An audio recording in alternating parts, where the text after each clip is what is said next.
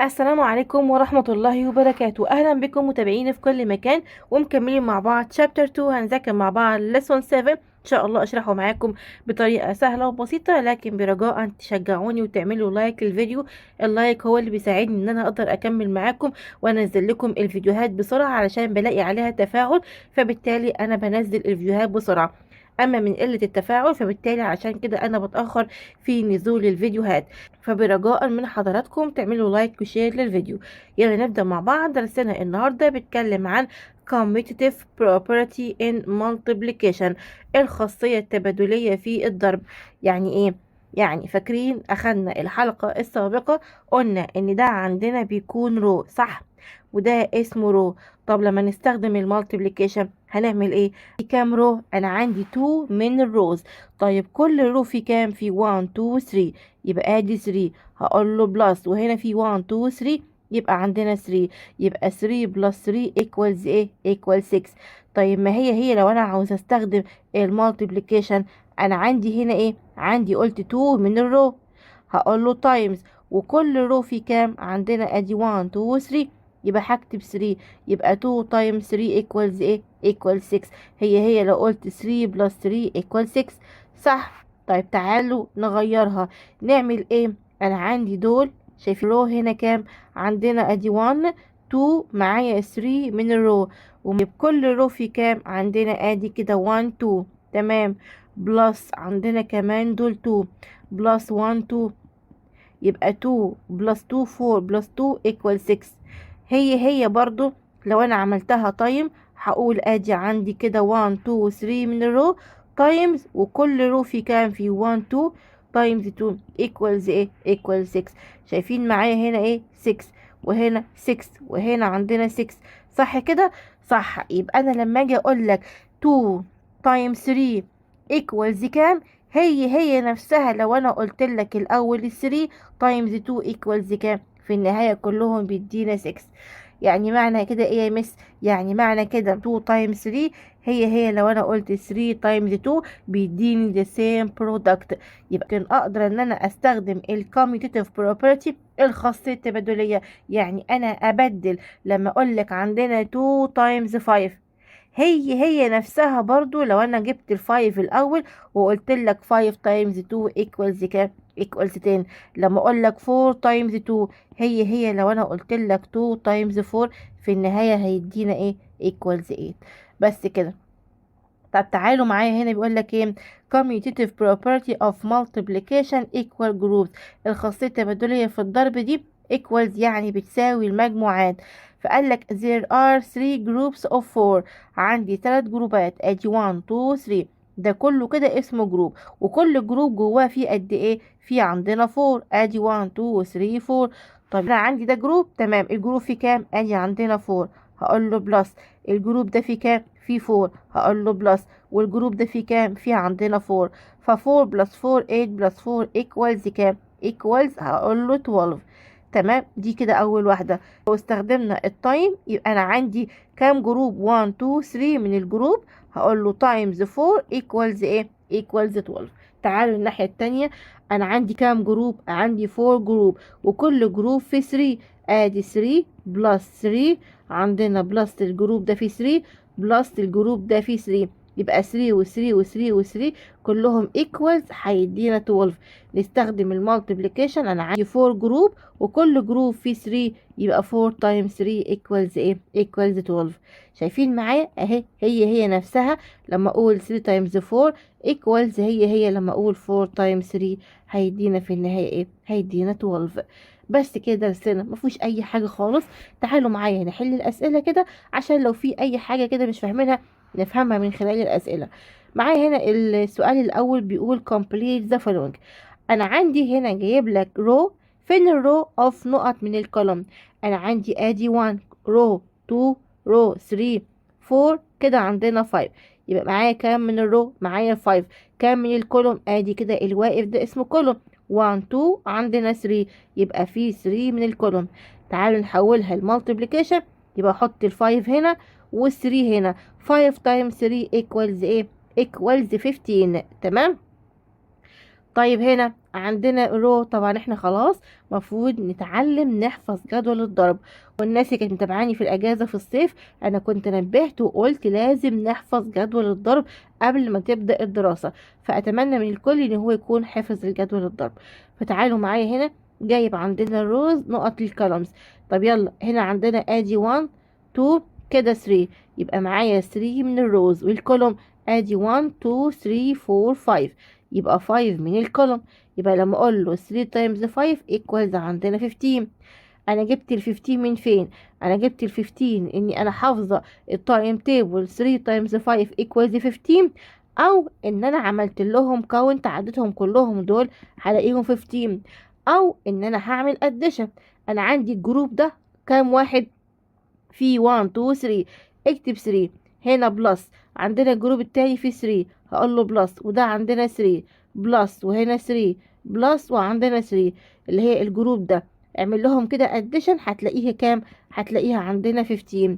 او ان انا اخد عندنا دي، تمام، ادي 1 2 3 4 5، هكتب 5 بلس دول كمان 5، هقول بلس عندنا 5، اعمل دول اديشن هيدينا برضو 15. الطريقة اللي تحبوها حلوا بيها. فهنا عندنا هنزل 5 تايمز 3 دي هي لما انا اقول له 3 تايمز ايه؟ تايمز ال5. تمام، خلاص فهمتوها، حلوا دي لوحدكم. تعالوا معايا هنا write the multiplication sentence for each array. عاوزنا نكتب المultiplication sentence then draw the array that shows the commutative property. بعدين ارسم الاري اللي بتوضح الcommutative property. طيب عندنا اللي قدامي دي بتمثل لي ايه؟ انا عندي هنا كده 1 row 2 row، عندنا كده 3، يبقى انا معايا 3 تايمز كل رو في كام؟ في 1 2 3 4، يبقى 3 تايمز 4. هو عاوزني ارسم واحدة زيها بالظبط، بس ايه؟ بتوضح الكوميوتيتيف بروبرتي، بتوضح الخاصية التبادلية. يعني انا هرسم هنا جايب لي دول عندنا 3، يبقى انا لا هخليهم عندنا 4. فمعايا كده تمام، انا هرسم عندنا زي ما هو راسم بالشكل ده. ادي كده عندنا هو عمل كام؟ عمل هنا 1 2 3، لا انا هعملهم 4، هعكس بدل ال 3 اللي هنا انا هعمل 4. تمام، فادي عندي كده 1 كده 2 كده معايا 3، واحط واحد تاني يبقى كده معايا 4. يبقى انا عملت هنا 4 من الرو، هعمل هنا 3 من الكولوم عكسها. فادي عندنا كده ايه؟ تمام، ادي 1 2 3 1 2 3، وادي 1 2 3. تمام، وهنا عندنا كمان 1 2 3. يبقى انا هنا هو قال 3 تايمز 4، المرة التانية انا هقول له 4 تايمز 3. شايفين معايا؟ ادي 1 2 3 4. تمام، يبقى انا عملت له ايه؟ استخدمت المالتيبليكيشن سنتنس اللي هي يعني 3 تايمز 4 equals 4 تايمز 3، دي اسمها multiplication sentence. وقال لي draw the array، ارسم الاري اللي بتوضح الكوميتيتيف property. عندنا اهي زي ما هو كده، انا عكستها له. طيب هنا رسم ايه؟ 1 2 3 4 5 6، رسم 6 من الرو. تمام، وعندي كام من الكولوم؟ عندي 2 من الكولوم، يبقى انا هعمل 2 من الرو. هعمل ايه؟ 2 من الرو، ادي معايا اهو 2 من الرو، ادي كده رو. تمام، هرسم 6 من الكولومز، يبقى ادي عندي كده 1. تمام، انا رسمت كده 2 عندي كده، سوري انا طبعا برسم اي كلام، انتوا ترسموا زي الموجود في الكتاب. كده 4، كده عندنا 5، وكده معايا 6. تمام، يبقى انا هقول له دي عباره عن ايه؟ عباره عن 6 تايمز 2، دي المالتيبليكيشن سنتنس. لكن دي هقول له 2 تايمز 6. هي ولا مش هي؟ اه يا مس هي. في النهايه اقول له برضو equals 12، وهنا برضو هقول له equals ايه؟ equals 12.